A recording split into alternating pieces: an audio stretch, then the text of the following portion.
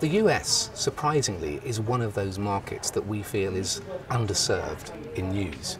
That's not because there isn't a huge volume of news, but in terms of quality international news gathering and reporting, and also the range of views that someone like the BBC can provide. A number of different international perspectives, a number of different views that are respected and included within our broadcasts. And that stands in contrast to the often slanted news that you get in US television. So we believe that both on television and online, we're providing a service which other US news broadcasters don't. And the fantastically large figures that we get for our online news shows that we're a hugely strong provider of news to the US audience.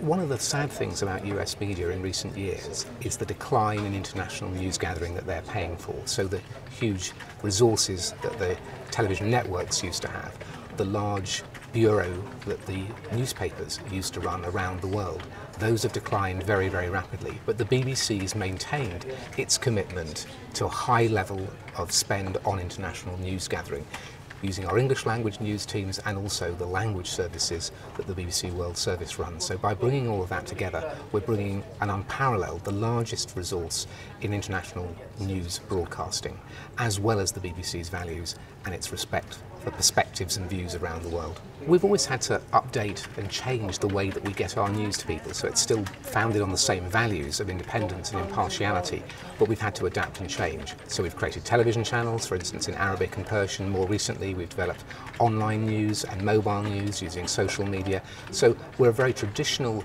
organisation in terms of our values, but a very modern organisation in terms of the way we address our audiences. Of course, video is hugely important for our largest channel, BBC World News Television, but also it's becoming the mainstay of our offer on new digital platforms.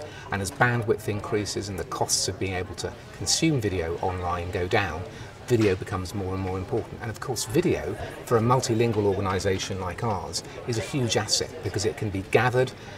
Content can be made by our teams in the 27 different languages, plus our English language service. So by sharing all of that video through our new video unit, we're able to create real value for all of our audiences.